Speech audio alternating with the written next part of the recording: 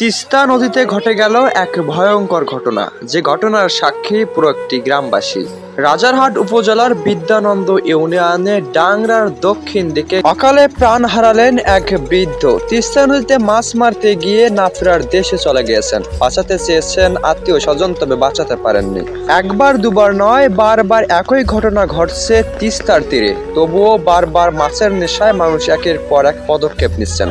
এ পদক্ষেপে বারবার প্রাণ হারাচ্ছেন একের পর এক তিস্তাবাসী। চোখের সামনে এরকম ঘটনা ঘটবে তা কেউই ভাবতে পারেনি। উদ্ধারকারী ব্যক্তি মন্তব্য করেছেন, তিনি নিজে অনেক বাঁচানোর চেষ্টা করেছেন, তবে বাঁচাতে গিয়ে নিজেরও মরণপণের চেষ্টা হওয়াতে তিনি সেখান থেকে উঠে আসেন, নিজেকে সরিয়ে নেন এবং বৃদ্ধাকে ছেড়ে দেন। উদ্ধারকারী ব্যক্তির মন্তব্য ছিল, তিনি বাঁচানোর অনেক চেষ্টা করেছেন, হাতে দিয়ে টেনেছেন, তবে নিচ থেকে কে বা টানছেন তা মোটেও তারা বুঝতে পারেননি। তবে এ টানাতে তিনি মোটেও অক্লান্তভাবে ছেড়ে দেননি। হাজারো চেষ্টা করেছেন, তবে বাঁচাতে না পেরে সম্পূর্ণভাবে ছেড়ে দিয়েছেন। ডাক দিয়েছেন পাড়া প্রতিবাসীকে, তবে তারা উপস্থিত হতে হতেই তিস্তার গর্ভে বিলীন হয়ে যান সে বৃদ্ধ।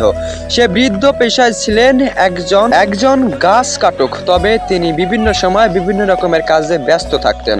সাম্প্রতিক সময়ে তিনি নারকেলের গাছ সবসময় ঝোরাঝুরি করতেন। ভালো ফলন বের করার জন্য সর্বোচ্চ চেষ্টা করতেন এই মানুষটি। তবে নিজের পেটের দাহায় মাছ মারতে এসে হঠাৎ করে তিনি চলে যাবেন তা কেউই ভাবতে পারেনি। হঠাৎ করেই জাল আটকে যায় তিস্তার গর্ভে। তবে তিনি বুঝতে পারেননি এ জাল আটকানোই যে তার শেষ আটকানো, তা কেউই জানতো না।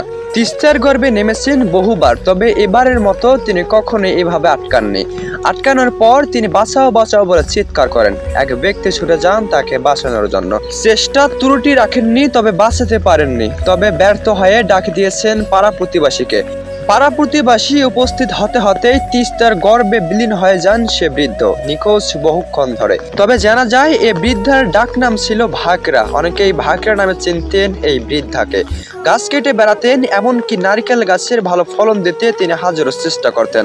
ধরতে গেলে তিনি এক প্রকারের কীটনাশক ছিলেন। তবে চিরদিনের জন্য হারিয়ে গেলেন তিস্তায় গর্ভে।